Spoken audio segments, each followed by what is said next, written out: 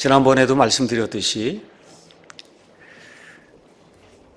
우리가 이왕 교회를 다니고 하면 우리의 구원자 되시는 예수님이 어떤 분이신가, 좀 여기에 대해서 이왕이면 좀 자세히 알아보는 것이 어떻겠느냐, 이런 생각을 가지고 저희가 지금 누가복음을 자세히 이제 살펴보고 있습니다.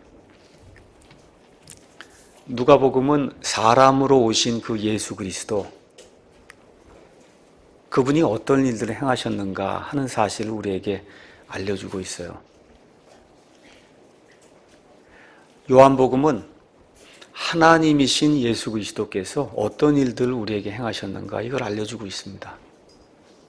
그래서 누가복음, 요한복음을 우리가 이제 강해를 하면서 전체를 이제 살펴보게 될 때 참 하나님이시요 참 사람이신 예수님이 어떤 분이다 하는 사실을 우리가 이제 잘 깨달아 알 수가 있습니다.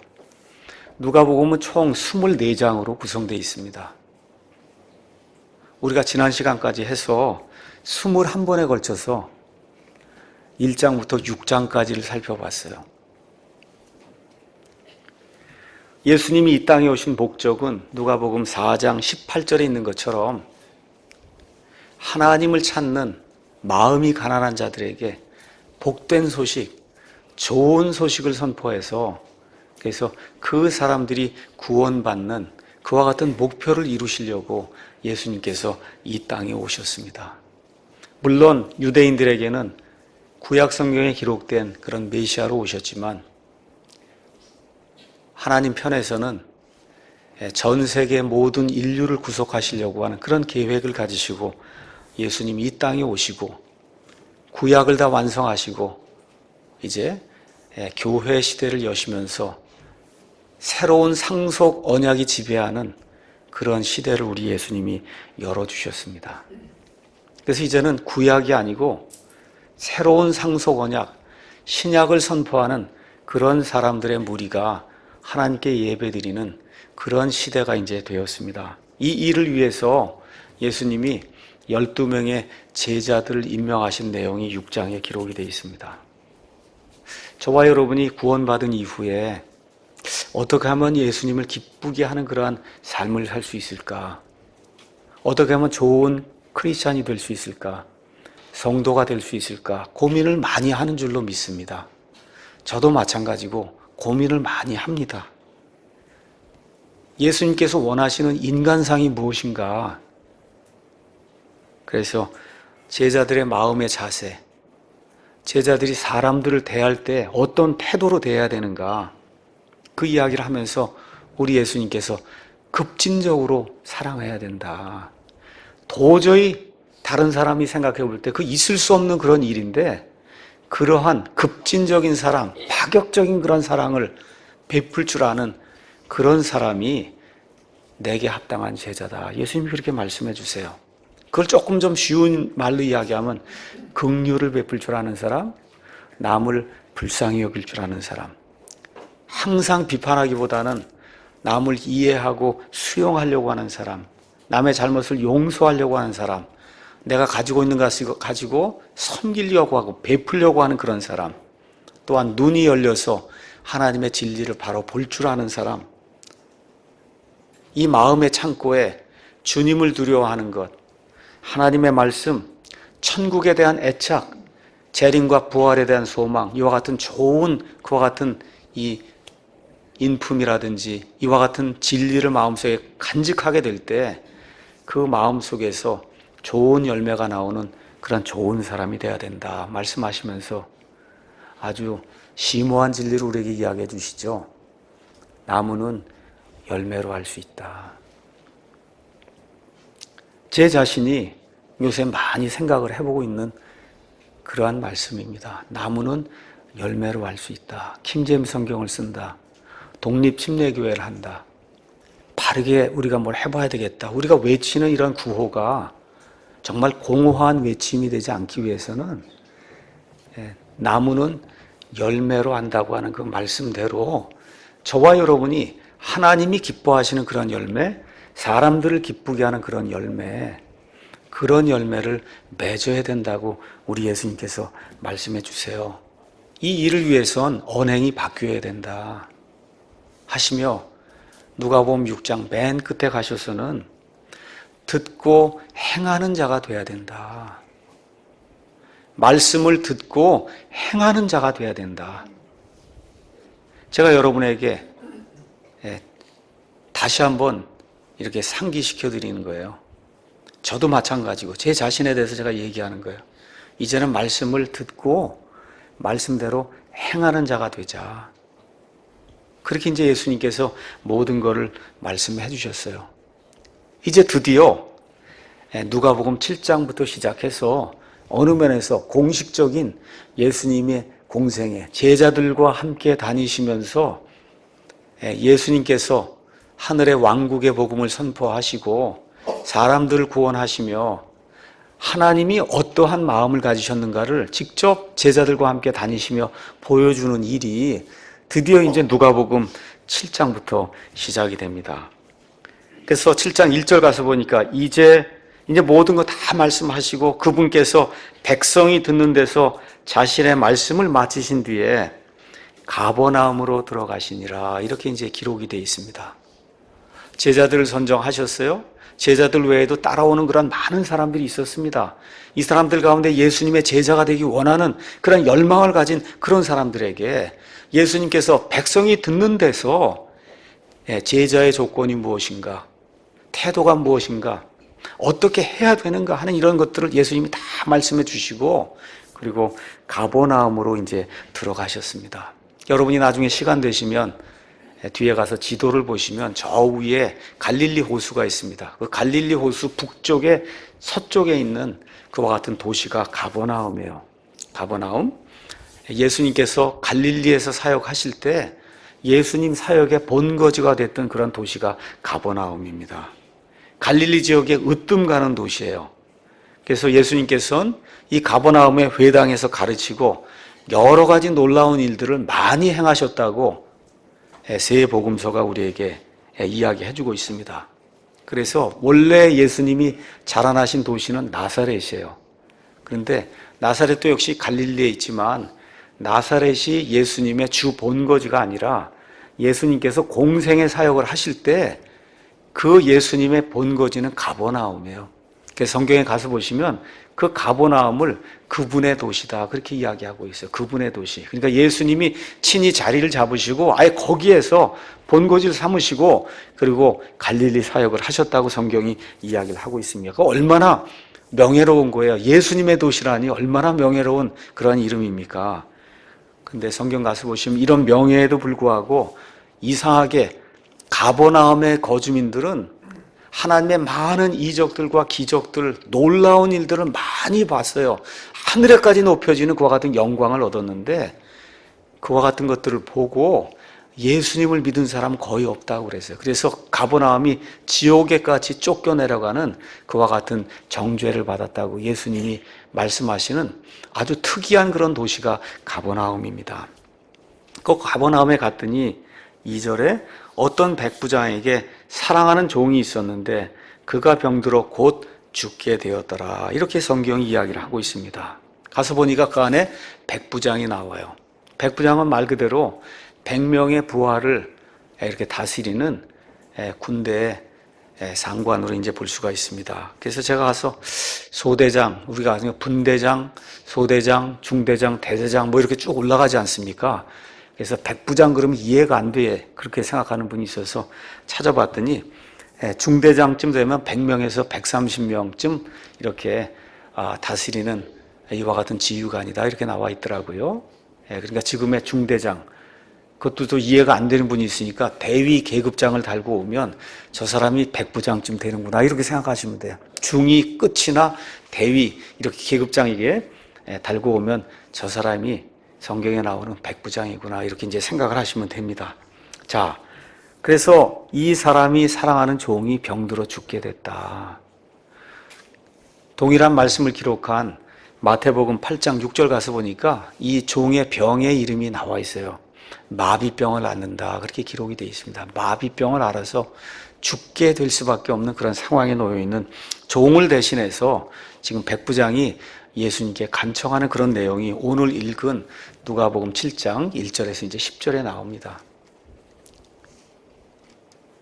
이 말씀을 통해서 오늘 유대인들의 장로들, 그 다음에 백부장, 그 다음에 예수님이라고 하는 세 부류의 사람이 나와요. 이 세 부류의 사람들을 우리가 살펴보면서 하나님 앞에 어떻게 나와야 하나님이 기뻐하는 믿음의 사람이 될 수 있는가? 이 말씀을 한번 분석하면서 예수님의 마음을 한번 살펴보는 그런 시간을 갖고자 합니다. 그래서 오늘 제목은 믿음이란 무엇인가? 이렇게 잡고 사람들이 생각하는 하나님의 호의를 구하는 방법과 예수님이 원하시는 방법이 어떻게 차이가 있는가? 어떤 것을 예수님이 믿음이라고 하는가? 이런 것들을 한번 성경을 통해 살펴보겠습니다. 먼저 거기 가서 보니까 3절에 그가 예수님에 대하여 듣고 유대인들의 장로들을 그분께 보내요. 그분께서 오셔서 자기 종을 고쳐주실 것을 그분께 간청하며 그들이 유대인들의 장로들이 예수님께 나와 절박하게 그분께 간청하여 이르되 그를 위해 이 일을 하시는 것이 그에게 합당하니이다. 그가 우리 민족을 사랑하고 또 우리를 위해 회당을 지었나이다 하니 이렇게 지금 3절에서 5절이 기록을 하고 있습니다. 어떤 이유인지 모르지만 이방인 이 백부장에게는 유대인 장로 친구들이 있었던 것 같아요. 그래서 본인이 직접 예수님에게 가지 않고 예수님의 호의를 구하기 위해서 하여튼 어떤 방법으로든 좀 유대인들이 이렇게 신뢰를 주는 유대인들의 장로들을 보내면 그럼 예수님이 그 말씀을 좀 들어주지 않겠는가. 하여튼 이런 생각을 가지고 지금 유대인들의 장로들을 예수님께 보내는 대목이 안에 기록이 되어 있습니다. 저와 여러분이 성경을 조금 이렇게 읽어보시면 알지만 구약시대 또 예수님 당시에 그 유대인들은 이방인을 거의 개, 돼지 취급했습니다. 우리는 하나님의 선민이고 나머지는 다 쓰레기야 이렇게 정도로 생각하는 그런 상황 속에서 지금 유대인들의 장로들이 이 백부장의 청을 받고 예수님께 가서 그 청을 아뢰러 가는 것을 볼 때 하여튼 무언가 큰 영향을 미치는 그런 사람이었다 하는 걸 우리가 금방 알 수가 있습니다. 그래서 그들이 가서 어떻게 아주 절박하게 간청했다는 거예요. 그러면서 뭐라고 이야기하느냐? 이 백부장의 종을 고쳐주는 게 아주 합당합니다. 이 사람은 고쳐줄 만한 그런 자격이 있는 사람입니다. 지금 장로들 얘기가 그거잖아요. 그렇죠?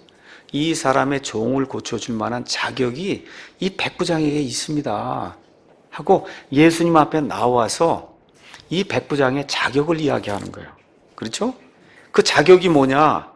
그가 우리 민족 유대인을 사랑하고 또 우리를 위해서 회당을 지었습니다. 나쁜 얘기가 아니에요. 먼저 유대인을 사랑했다. 아시다시피 유대인 외에는 그 당시 온 땅에 사는 거의 대부분의 사람들이 잡신, 우상들을 섬겼습니다. 근데 어찌된 연유인지 모르지만 로마 제국의 백부장으로 지금 파송받아 지금 이 지역에 지금 갈릴리 이 지역 가버나움에 지금 주둔하고 있는 이 백부장이 어떤 이유인지 모르지만 어쨌든 유대인들을 사랑한다고 하는 것은 유일하신 하나님 여호와 하나님에 대해서 알고 있다는 그런 얘기예요. 그래서 그 결과 어떤 일을 했냐? 회당을 건축했다는 거예요. 자, 회당 이야기를 잠깐 하겠습니다. 구약 성경 가서 보시면 예수님 오시기 한 600년 전까지 회당이라는 게 나오질 않습니다. 그런데 남왕국 유다가 바빌론의 포로가 돼서 70년 포로 생활을 하고 그리고 다시 돌아온 이후로 유대인들의 문헌과 이런 데 회당이라고 하는 것이 나옵니다. 회당. 자, 그래서 포로 생활 이후에 등장한 지금식으로 얘기하면 이런 교회예요. 유대인들의 구약식 교회가 회당이다 이렇게 생각하시면 됩니다. 그래서 어떻게 회당을 만들 수 있었냐? 나이가 들고 경건함에 학식 있는 사람 10명이 있으면 회당을 세울 수 있었어요. 그렇기 때문에 큰 마을에는 회당이 한두 개가 아니라 여러 개 있을 수 있었습니다. 그래서 그 회당은 지금 저와 여러분이 모여있는 이 소래 예배당처럼 구약시대 예수님 오시기 전에 바빌론 포로 생활 그 이후부터 유대인들이 뿔뿔이 흩어져 있는 가운데 우리끼리 교제도 나누고 말씀도 낭독하고 이렇게 하기 위해서 모임을 가져야 되겠다고 만들어 놓은 게 회당입니다. 지금식의 교회예요. 그래서 이 회당을 세우는 거는 아주 경건한 그런 행위로 간주가 됐고, 어떤 사람들은 회당을 세우는 것이 곧 천국에 가는 열쇠다 이렇게 생각할 정도로, 생각해 보세요. 유대인들이 하나님을 섬기는데 그 유대인들이 참 하나님을 섬길 때 같이 모일 수 있는 장소가 지금 회당인데 그거를 내 돈을 내서 지었다고 하면 일단 겉으로 보기에 믿음이 있어 보이고, 그렇죠? 겉으로 보기에 무언가 이렇게 하나님 위해서 일을 하는 것처럼 보인단 말이죠. 이렇게 되다 보니까 천국의 열쇠로 간주되는 이런 경향이 있다 보니까 예수님 당시에 회당이 엄청나게 많았다는 거예요. 예루살렘이라는 그런 도시가 몇 개 되지 않는데 회당이 한 500개 정도 됐다고 하니까 지금식의 교회와 비슷한 거예요. 지금 가서 웬만한 큰 빌딩 이런 데 가서 보시면 한 빌딩에 교회가 2개, 3개, 5개 그렇지 않습니까? 이런 방식으로 무언가 이런 걸 지으면은 천국에 갈 수 있는 걸로 착각하는 그런 사람들이 과거 구약 시대에도 있었다. 그러니까 지금 이 사람들이 예수님께 나와서 이 사람이 제물을 드려서 회당을 지었습니다. 그러니 예수님이 호의를 베푸셔야 됩니다 하고 지금 이야기를 하고 있는 겁니다. 자, 이 백부장이 이방인으로서 유대 민족을 사랑하고 또 그들을 위해서 회당을 지은 거 나쁜 일이 아니에요. 나쁜 일이 아니에요. 근데 지금 예수님이 누구신가를 유대인 장로들이 잘못 알고 있어요. 유대인 장로들이 잘못 알고 있는 거예요. 예수님 지금 하나님이신데 하나님에게 은혜와 지금 호의를 받으러 오는 사람들이 이야기하는 게 뭐예요? 외적으로 드러난 그런 치적을 지금 이야기하는 거예요. 그렇죠? 네. 다시 말씀드려, 이 백부장의 업적이 이러하니 예수님이 호의를 좀 베풀어 줘야 되는 거 아닙니까? 지금식으로 얘기하면 이 사람의 업적이 이렇게 대단하니 천국에 보내주셔야 되는 거 아닙니까? 하고 지금 그렇게 접근을 하는 거예요. 지금식으로 이야기하면 성전 건축 헌금을 10억을 했습니다, 이 사람이. 그렇게 얘기하는 거예요. 예배당을 하나 지었습니다. 사회 봉사하기 위해서 많은 기부금을 냈습니다. 주일마다 아침에 와서 주차장 봉사를 합니다. 또 대통령하고 조창 기도회도 가고, 4대째 기독교 집안이고 아버지가 목사고, 그렇죠? 얼마 전에 주중 대사를 했다는 김무슨 대사가 있어요. 오순절 은사운동 아주 악한 일을 하고 있어요. 근데 대사를 했다니까 다들 그 말 들으러 쫓아다니거든요. 또 지금 서울 어디 큰 교회에 가서 보면 헤븐리 타치 한다 그래갖고 어느 대학의 대학원장이 지금 그러고 있어요. 내가 대학원장이다. 내가 교수다. 그렇죠? 이런 거 지금 내세우는 거예요. 그래서 예수님의 호의를 지금 얻기 위해서 지금 한 부류의 사람들이 나와서 뭐라고 이야기하냐. 이 사람의 업적이 이러니 예수님이 마땅히 좀 호의를 베풀어 주셔야 되는 거 아닙니까? 지금 그렇게 이야기하고 있는 겁니다. 성경은 그렇게 이야기하지 않습니다.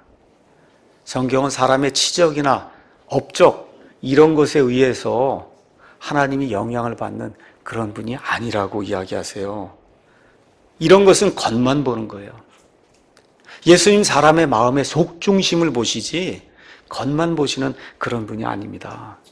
성경 가서 보시면 영적인 일에서는 겉만 보는 것이 눈 먼 것보다 더 나쁘다고 이야기해요. 아니, 눈이 멀면 안 보이니까 뭐 나쁜 일도 크게 더 많이 못해요. 그런데 겉만 보면 보이니까 뭘 일을 하는데 하는 그 일이 대부분 하나님을 대적하는 그런 일이 될 수밖에 없다. 성경이 그렇게 이야기합니다. 제 말이 아니라 요한복음 9장 39절에 나와 있는 예수님의 말씀을 한번 보겠습니다. 오늘 이강윤 형제님께서 요한복음 9장 읽어주셨는데 그 끝부분에 가서 보시면 이 눈먼 사람 눈먼 거 고쳐주시고 이런 가운데 9장 39절에 예수님께서 이르시되 내가 심판하려고 이 세상에 왔으니 이것은 보지 못하는 자들은 보게 하고 보는 자들은 눈멀게 하려 함이라 하심에 그분과 함께 있던 바리새인 중에 어떤 자들이 이 말씀들을 듣고 그분께 이르되 우리도 눈 멀었느냐 그렇게 하니 예수님께서 그들에게 이르시되 너희가 눈 멀었다면 너희에게 죄가 없으려니와 지금 너희가 우리는 본다 하고 말하므로 너희 죄가 남아있느니라. 예수님이 우리 하나님이 보시는 것은 사람의 속중심이지 겉으로 드러난 치적이 아니에요. 물론 구원받은 이후에 하나님을 위해서 많은 치적을 쌓는 거 그거 좋은 일입니다. 그럼에도 불구하고 지금 여기 이 병든 사람의 생명이 왔다 갔다 하는 거예요. 그렇지 않습니까? 이와 같은 그 호의를 입는 그런 일에 예수님이 하나님이라는 그런 사실을 인식했다고 하면 이런 거 가지고 나와서 이렇게 했으니 호의를 베풀어 주십시오. 이렇게 간구하지 않았을 거예요. 자, 이런 가운데 예수님께서 그 백부장에 대해서 들으셨는지 예수님께서 이들의 간청을 듣고 가시는 내용이 6절에 기록이 되어 있습니다. 이에 예수님께서 그들과 함께 가시더라. 이렇게 되면서 이상한 일이 또 생깁니다. 이제 그분께서 그 집에서 멀지 않은 곳에 이르렀을 때 이번에는 백부장이 누구를 보내? 친구들을 또 보내는 거예요. 아까는 유대인들의 장로들을 보내더니 하여튼 어떻게 된 영문인지 누가 가서 이야기한 거예요. 예수님이 직접 오십니다. 그렇잖아요. 그러니까 백부장이 또 황급하게 자기 친구들을 예수님께 보내요. 그분께 이르되 주여 친히 수고하지 마옵소서. 주께서 내 지붕 아래로 들어오심을 내가 감당할 자격이 없습니다. 여러분 아시죠? 아까 장로들은 이 사람 자격이 있는 사람이다 얘기하는데 백부장은 뭐라 그래요? 나는 자격이 없는 사람입니다. 자격이 없다는 거예요. 그러므로 내 자신이 주께 나아갈 자격도 없는 줄로 생각하였은즉 오직 한 말씀만 하옵소서. 그러면 내 종이 낫겠나이다. 예수님께서 이렇게 말씀해 주시는 거예요. 내 집에 들어오지 말라는 겁니다. 여기에는 여러 가지 이유가 있을 수 있어요. 백부장도 거기 주둔에 살면서 유대인들이 이방인들의 집을 방문하거나 그들과 함께 교제 나누고 음식을 먹는 것 자체가 그 유대인을 부정하게 만드는 거다. 이거 다 이미 알고 있는 가운데 혹시 예수님이 이방인인 내 집에 들어오셔서 그래서 다른 사람들의 비난을 받는 거 이거 원치 않기 때문에 이와 같은 부탁을 했을 수도 있습니다. 그래서 혹시 장로들을 보내놓고는 내가 무리한 부탁을 한 것은 아닌가 이런 생각이 들어서 그래서 급히 자기 친구들을 보내며 내 집에 들어오지 말라고 그렇게 배려 있는 그와 같은 말을 했는지도 알 수가 없어요. 이런 가운데 성경에서 어쩌면 가장 위대한 그런 증언이라고 할 수 있는 그런 증언 아시죠? 주여 친히 수고하지 마십시오. 저는 자격이 없는 사람입니다. 그래도 뭐라 그래요? 말씀만 하시면 내 종이 나을 줄로 믿습니다. 이렇게 이야기하는 거예요. 여기서 저와 여러분이 보셔야 될 것이 있어요. 하나님 앞에 나올 때 가장 중요한 것이 뭐냐? 나를 있는 그대로의 나로 봐야 된다는 거예요. 내가 어떤 존재인가가 정확히 보여야 하나님의 은혜와 호의를 받을 수 있다는 겁니다. 여기 백부장이 이야기하는 것이 뭐냐? 제가 사람들 가운데서는 회당도 지어지고 선한 일도 하고 사람들 가운데서는 제가 외적으로 드러낼 만한 무슨 치적이 있을지 모르지만 하나님 보실 때에는 제가 전적으로 자격이 없는 무가치한 사람입니다. 하나님의 완전하신 그 거룩함과 하나님의 완전하신 그 공의 앞에 내 자신을 이렇게 드러내어 볼 때 완전히 저는 죄덩어리입니다. 이게 있어야 하나님의 호의를 입을 수 있다는 거예요. 장로들은 이 사람 자격을 한번 보십시오. 얼마나 훌륭한 사람인가 하고 외적인 그와 같은 치적을 지금 이야기하는 반면에 이 백부장은 저는 자격이 없습니다. 사람 보기엔 있을지 모르지만 하나님 앞에서 저는 무가치한 존재입니다. 라는 엄청난 고백을 지금 하고 있는 거예요. 외적 행위가 멋있을 수 있어요. 그럼에도 불구하고 하나님 보시는 것은 상한 마음. 내가 조금 더 하나님 말씀대로 더 살았어야 되는데 하지 못했다 하는 그 마음으로 밤에 불안해하기도 하고 밤에 울먹이기도 하고 내가 조금이라도 조금 더 하나님 앞에 좀 바르게 삶을 살았어야 되는데 하지 못했다는 그와 같은 그 마음이 드는 그런 마음을 하나님이 귀중히 여기신다는 겁니다. 그럼에도 불구하고 많은 사람들이 특히 권력이 있거나 뭐 재물이 있거나 무언가 좀 세상에 내놓을 것이 있다고 하는 그런 많은 사람들이 나는 자격이 있다 그렇게 생각을 해요. 이 사람은 결코 하나님 만날 수 없습니다. 나는 자격이 있다는 생각이 들면 그건 지금 하나님 앞에 설 수 없는 그런 존재임을 본인 자신이 스스로 증명을 하는 거예요. 그러면서 어떻게 해요? 저 사람보다는 낫지 않냐? 그렇죠? 예, 저 사람보다는 낫지 않냐는 거예요. 나는 저 사람보다는 낫지 않냐? 이렇게 생각이 들면 하나님 보실 땐 자격이 없는 사람이라는 겁니다. 저를 포함한 많은 사람들의 문제가 뭐냐? 사실 나를 아는 것 같은데 나를 모르는 게 그게 저를 포함한 대부분의 사람들의 특징이에요. 부족함입니다. 예수님이 그런 사람 뭐라 그래요? 위선자라고 이야기하면서 누가복음 6장 41절에서 42절에 내 눈에 들보가 있는데 남의 눈에 티만 보는 이와 같은 위선자가 되면 안 된다. 예수님이 그렇게 말씀해 주시는 거예요. 과거에는 지금부터 한 300년, 400년 전에는 물을 이렇게 마실 때 그 물이 좋은 물이냐, 좋지 않은 물이냐, 그거를 어떻게 판별했냐. 이렇게 투명한 이런 그릇, 유리 같은 데 담아갖고 햇빛을 이렇게 갖다 놓고 이렇게 봤을 때 투명하면 그러면 이건 좋은 물이다. 이렇게 생각을 했어요. 근데 놀라운 일이 생겼어요. 현미경이 발명이 됐습니다. 그 현미경으로 가서 이렇게 보니까 그 안에 조그만 뱀장어들이 엄청 많은 거예요. 그렇게 투명하게 보였는데, 그러니까 남들이 볼 때, 저렇게 업적을 세우고 뭘 하고 이렇게 했는데, 속을 하나님 이렇게 보면 그 안에 죄의 그 지렁이 뱀장어가 우리 가운데 엄청나게 많은 거예요. 그래서 겉으로 보는 걸로 판단해서 안 된다는 거예요. 이 백부장이 예수 그리스도의 호의를 입고 그래서 결국 그의 종이 고침을 받은 그 이유가 뭐냐? 하나님 앞에 나올 때 바른 자세를 가졌다는 거예요. 바른 자세, 이것이 좋은 믿음이라고 우리 예수님이 말씀해 주시는 거예요. 사람이 볼 때는 다 깨끗하게 보여요.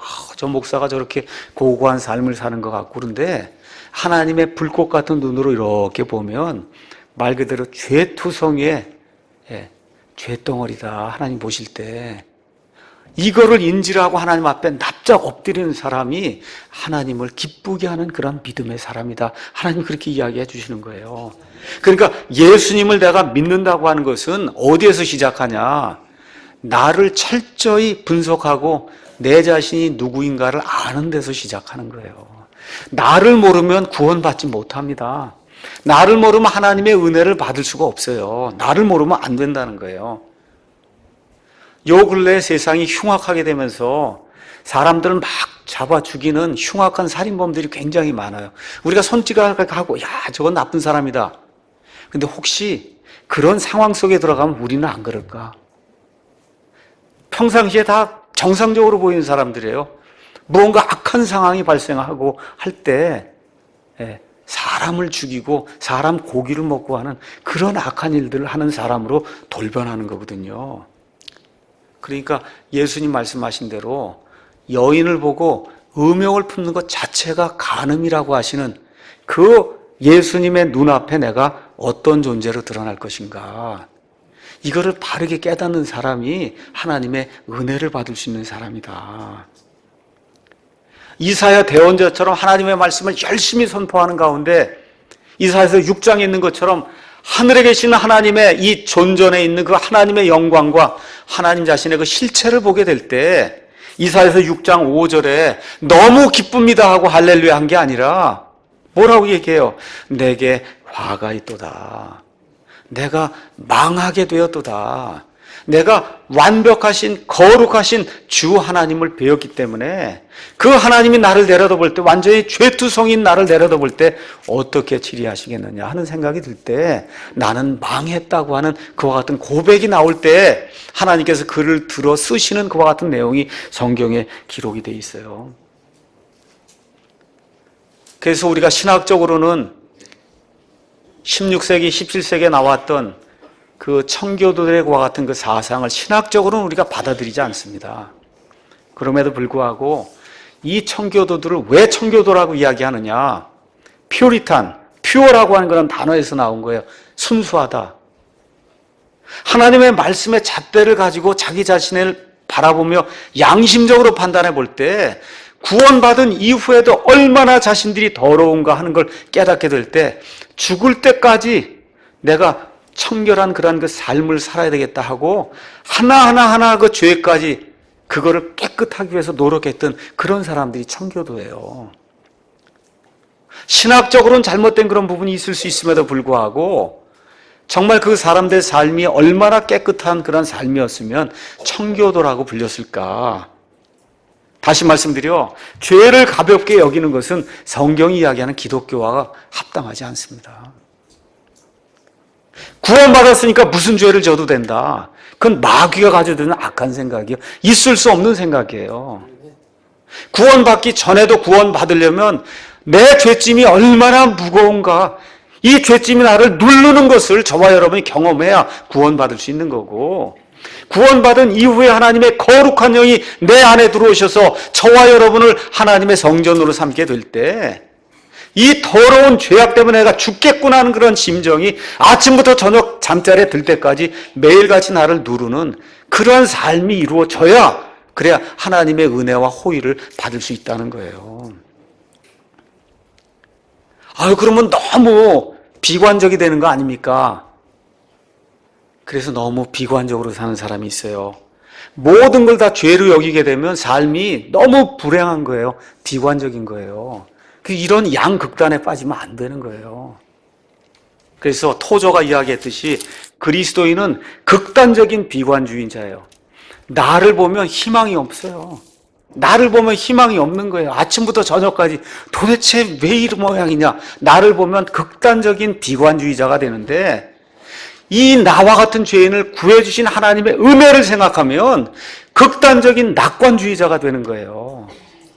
이 두 가지의 이 균형을 잘 이루는 그런 사람이 하나님을 기쁘게 하는 그런 사람이다. 사도 바울처럼 자기 자신의 과거와 자기 속에 있는 걸 들여다볼 때는 소망이 없는 사람이야. 오호라, 나는 비참한 자로다. 누가 사망의 몸에서 나를 구원하리요. 그러면서 뭐라 그래요? 누구든지 그리스도 예수 안에 있는 자에게는 정죄함이 없다. 그렇지 않습니까? 이 두 개가 서로 교차하는 가운데 균형을 이루며 사는 것이, 그것이 합당한 그리스도인이다. 성경이 우리에게 이야기해 주고 있는 겁니다. 그래서 하나님 앞에 바르게 나가기 위해서 첫째는 자기를 잘 인식해야 돼요. 내가 어떠한 사람인가. 둘째는 예수님을 바르게 인식해야 돼요. 예수님이 어떤 분이신가를 바르게 인식해야 돼요. 자, 백부장하고 예수님을 세상적인 관점에서 한번 이렇게 보세요. 백부장은 유대, 사마리아, 갈릴리 여기를 지배하는 로마 제국의 지휘관이에요. 예수님을 세상적으로 보면 뭐예요? 갈릴리의 목수에 지나지 않아요. 식민지 지배자의 지배를 받는 그런 종속자에 지나지 않아요. 그런데 이 백부장이 그 예수님께 극도의 경의를 표하는 것을 저와 여러분이 보지 않습니까? 왜 그러냐? 예수님을 겉으로 드러난 모습으로 보지 않았다는 거예요. 겉으로 드러난 모습으로 보지 않았다. 거기 가서 보니까 3절에 그가 예수님에 대하여 들었다 이야기를 하고 있어요. 예수님에 대하여 들었다.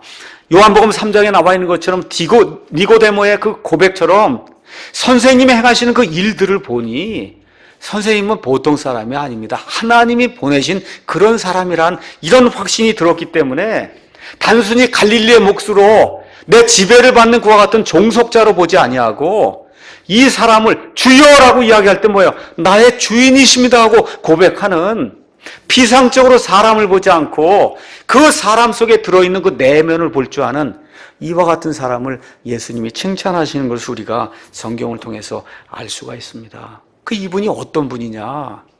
단순히 갈릴리의 목수가 아니에요. 사람의 생명을 좌지우지할 수 있는 그런 분이라는 겁니다. 믿습니까, 여러분? 예. 말씀만으로 병자를 고칠 수 있는 분이라는 거예요. 예수님이 저기 멀리 떨어져 계셔도 말씀만 하시면 내 종이 병이 나을 수 있습니다. 이런 분으로 본 거예요. 또 뭐라 그래요? 죄들을 용서하실 수 있는 분. 그렇잖아요?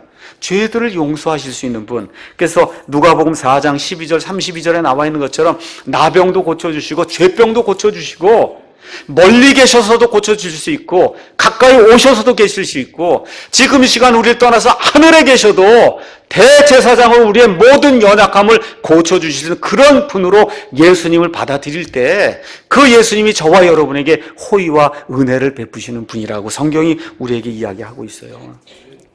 그래서 기독교의 믿음은 나를 알고 예수님을 아는 것에서 시작하는 거예요. 사도 베드로가 예수님을 만난 이후에 누가복음 16장 16절에 예수님이 너희는 나를 누구라고 하느냐 할 때 당신은 그리스도시요 살아계신 하나님의 아들입니다. 이 고백이 나와야 되는 거예요. 예수님이 살아계신 하나님의 아들, 다시 말하면 하나님이십니다 하는 이런 고백이 나와야 되는 거예요. 그분의 12 제자가 이와 같은 고백을 가졌습니다. 에티오피아의 내시가 이와 같은 고백을 가졌습니다. 사도 바울이 이와 같은 고백을 가졌습니다. 예수님은 나의 주님이시요 나를 구원하실 유일한 구원자십니다 하는 이런 고백. 이 고백 어디서 나오느냐? 예수님을 정확히 알 때 나온다는 겁니다. 그래서 바로 이 백부장이 예수님이 하나님이시고 예수님이 자기의 주인이라는 걸 그걸 깨달은 이후에 이 예수님이 바로 전능하심을 가지신 분, 무소부재하신 그런 분, 이거를 말로다가 어떻게 표현하느냐? 주여 친히 수고하지 마십시오.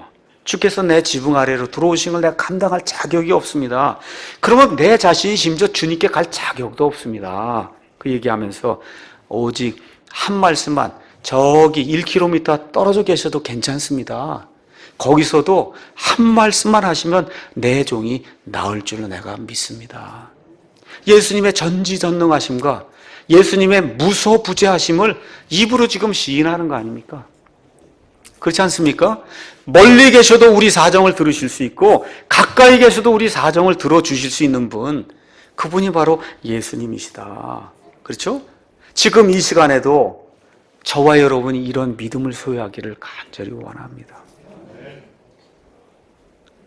우리가 다 사람인지라 매일같이 어려움을 가지고 살고 있어요. 이 안에 아직 구원받지 못한 그런 분 계십니까? 구원이 뭔지 내가 잘 모르겠다. 예수님께 간구하셔야 돼요. 재정적인 문제 때문에 어려움 가지신 분 있어요? 예수님이 하늘에 계셔도 예수님께 간구할 때 들어주실 수 있다는 이 믿음을 가지셔야 됩니다.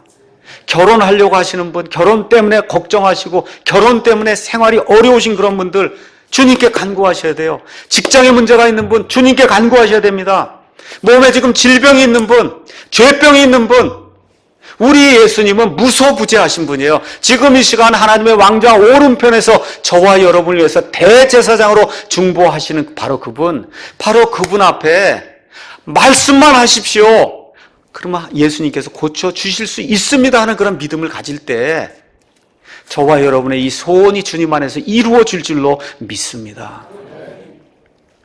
저도 이 말씀을 준비하면서 하나님 앞에 무엇을 간구해야 될 것인가 가만히 생각을 해봤어요.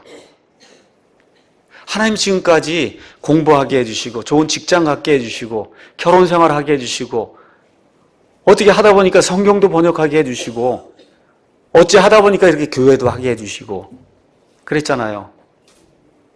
제가 더 이상 뭘 바랄 게 없어요.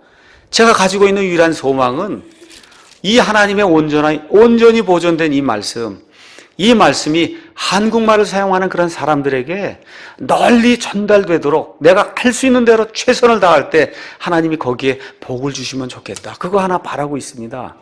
또 하나, 하나님이 여기 소래 예배당, 여기에 사랑침례교회를 만들어 주셨어요. 이 사랑침례교회 하나님 기뻐하시는 그런 교회로 자리매김했으면 좋겠다. 마지막으로 또 하나 소원은 여기 인천뿐만 아니라 서울에도 부산에도 대구에도 그 외 원주에도 광주에도 이 웬만한 그런 큰 도시에 정말 믿음을 가진 그런 사람들의 이 성경대로 믿는 그와 같은 신약 교회가 좀 세워져서 곳곳에서 하나님의 뜻대로 살기 원하는 사람들이 영혼의 자유를 누리면서 예수님께 예배드릴 수 있는 그러한 교회들이 좀 몇 개라도 든든하게 세워져서 교회 때문에 걱정하지 않는 그와 같은 일이 우리 성도들 가운데 있으면 좋겠다. 전 그거 외에 다른 소원이 없습니다.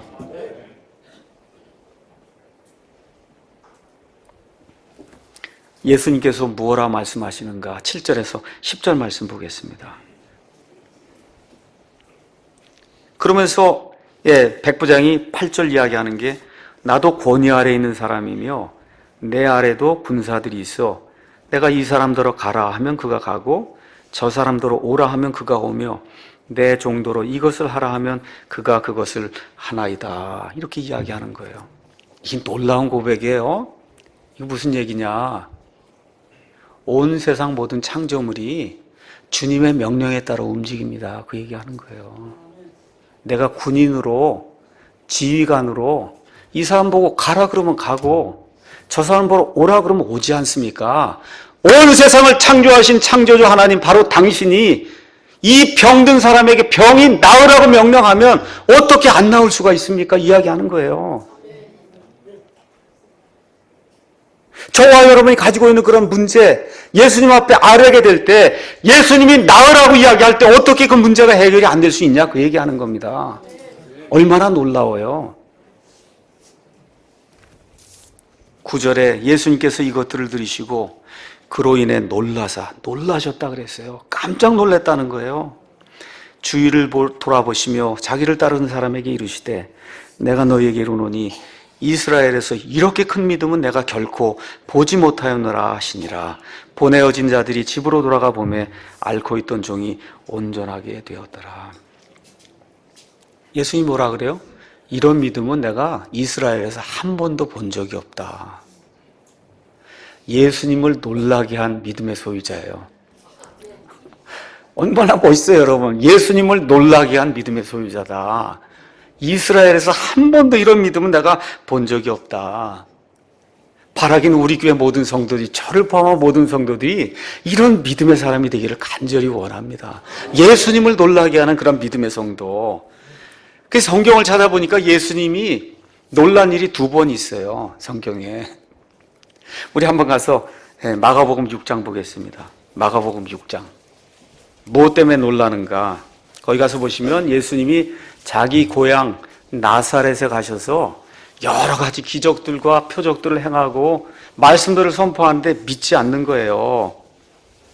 그래서 5절에 거기서는 어떤 능력 있는 일도 행하실 수 없어서 다만 몇몇 병든 자에게 안수하여 그들을 고치실 뿐이셨으며 그들이 믿지 아니함으로 이상히 여겨 놀라서 아주 이상히 여기셨다는 거예요. 마을들을 두루 다니시며 가르치시더라. 그러니까 예수님이 놀란 게 2 종류예요. 하나는 너무 믿음이 엄청나서 예수님이 놀랐고 또 하나는 너무 믿음이 없어서 놀랐다는 거예요, 예수님이. 여러분 어떤 사람 되기 원하세요? 아우, 저 사람 저렇게 믿음이 없어. 그걸 다 예수님 놀라게 해드리고 싶으세요? 그렇게 예수님 말씀하시는데 변화가 없는 그런 사람, 예수님을 놀라게 하는 사람이에요. 말씀 그렇게 듣고도 행위가 나오지 않는 사람 얼마나 예수님이 놀라겠어요. 이야, 저렇게 나를 놀라게 하는 그런 사람이 있고 이게 되면 곤란하잖아요. 여기 백부장처럼 하나님이 창조자시니 하나님의 명령에 따라 말씀하시면 모든 것이 그 명령에 따라 순종할 줄로 믿습니다. 그 믿음을 가질 때 예수님이 놀라게 되지 않습니까? 저와 여러분이 그런 믿음의 사람이 되기를 예수님의 이름으로 축원합니다. 놀라신 이유가 몇 가지가 있어요. 요약을 하면 첫째는 어떻게 이방인이 이런 믿음을 가질 수 있을까? 이스라엘에서는 한 명도 없었다는 그런 사람이. 예수님 뭐라 그래요? 구원은 유대인에게서 난다. 그런데 그 유대인들 가운데는 예수님을 놀라게 한 믿음의 사람이 없었다는 거예요. 이 유대인에게 하나님의 율법이 있었어요. 유대인에게 하나님의 성경이 있었어요.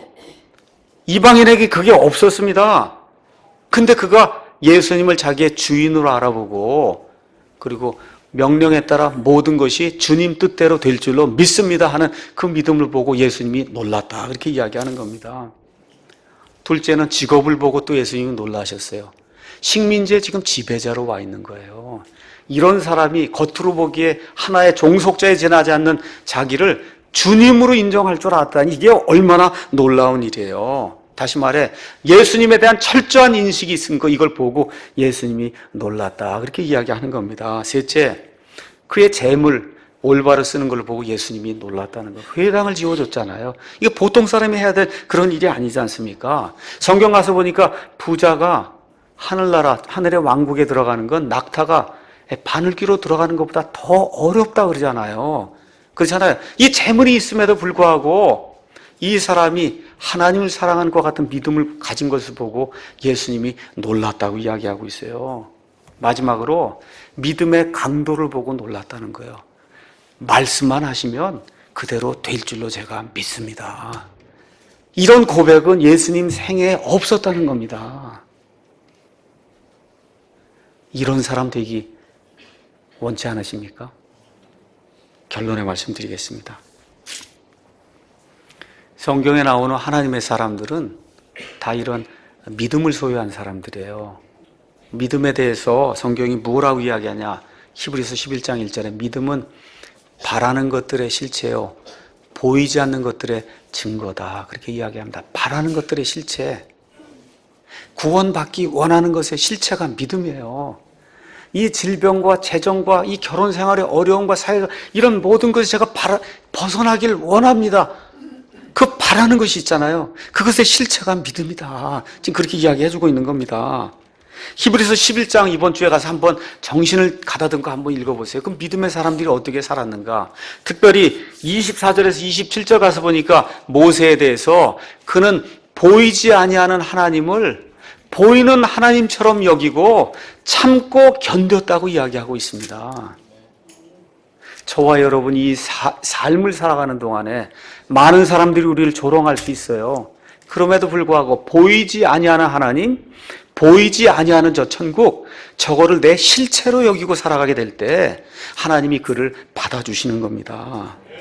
그래서 이런 것들을 보면서 혹시 우리는 우리 자신을 어떻게 생각하고 있는가? 우리를 너무 과신하고 있지 않는가? 내게 재물이 있지 않나? 학식이 많지 않냐? 그렇죠? 내 집안 백그라운드가 좋지 않는가?